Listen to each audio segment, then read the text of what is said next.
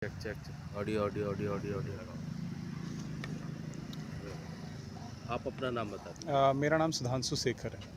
आप जेएनयू में एनएस जी, मैं जेएनयू में एनएसयूआई का प्रेसिडेंट हूँ यहाँ।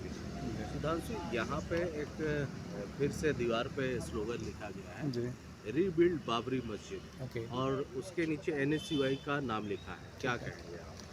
देखिए सर, उसमें आप जब वो तस्वीर आप देखेंगे, सबसे पहले तो मैं क्लैरिफाई कर दूं कि हमारे संगठन का इस चीज़ से कोई लेना देना नहीं है। हमारी एडमिनिस्ट्रेशन से डिमांड है कि जिन लोगों ने भी ये घटना की है या जिन लोगों ने इस घटना को अंजाम दिया है, उसके लिए एक जांच बिठाई जाए और उसको कड़ी से कड़ी सज़ा दिलाई जाए। आप देखेंगे जहाँ पे ये बात लिखी गई है, रीबिल्ड बाबरी मस्जिद, उसके नीचे आप देखेंगे तो जो कई सारे फ्रीडम फाइटर्स जो आइकन्स रहे हैं हमारे, उनकी तस्वीरें बनी हुई हैं और वो सारे लोग सेकुलरिज्म में गहरी आस्था रखने वाले लोग हैं, सेकुलरिज्म में भरोसा रखने वाले लोग हैं। हम लोग इस तरीके के किसी भी धार्मिक वैमनस्य के खिलाफ हैं। हम लोग हमेशा से, पिछली बार भी जब जेएनयू में ये घटना हुई थी इस तरीके की, जब ब्राह्मण भारत छोड़ो दीवारों पे लिखा गया था, तब भी जेएनयू का यही, एनएसयूआई का यही डिमांड था कि आप जो है इसके पीछे एक जांच बिठाइए और जिन लोगों ने, जिन अराजक तत्वों ने इस घटना को अंजाम दिया है, उसको कड़ी से कड़ी सजा दिलाइए।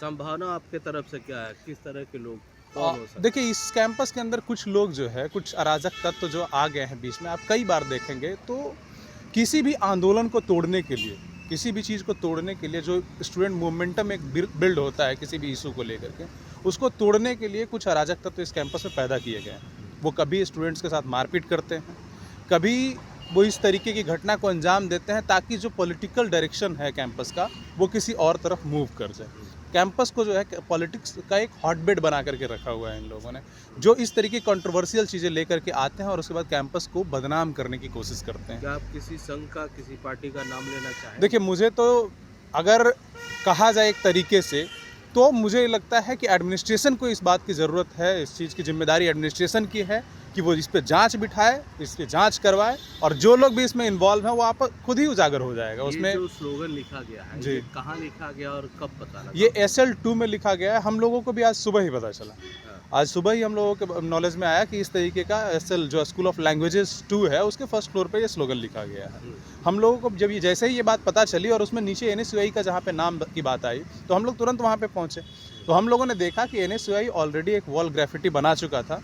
उसमें जो है गांधी, नेहरू, भगत सिंह की तस्वीरें हैं और वो ब्लैक कलर से लिखा हुआ है, और जो अभी ये स्लोगन लिखा गया है वो रेड कलर से लिखा गया। तो ये क्लियर कट दिख रहा है सामने सामने कि वो जो लिखा गया है स्लोगन, वो बाद में उसके ऊपर रीपेंट किया गया है। वो एनएसयूआई का स्टेटमेंट नहीं है, वो एनएसयूआई की तरफ से ऐसी कोई घटना को अंजाम नहीं दिया गया। वो कुछ लोगों ने जानबूझकर एनएसयूआई की इमेज को मेलाइन करने के लिए इस तरीके की घटना को अंजाम दिया। हम कैंपस में लगातार जो है वो एनएसयूआई का जो स्थिति है वो धीरे धीरे मजबूत होता जा रहा है। स्टूडेंट्स के बीच में हम लोग कॉन्फिडेंस लेकर के आ रहे हैं, स्टूडेंट्स के इश्यूज़ को हम लोग लगातार रेज कर रहे हैं। तो उसको लेकर के कुछ कैंपस के संगठनों के बीच में ये माहौल है, उनको ये डर है कि शायद स्टूडेंट्स इनके साथ जा रहे हैं, तो इसीलिए उसको बदनाम करने की एक साजिश रची गई।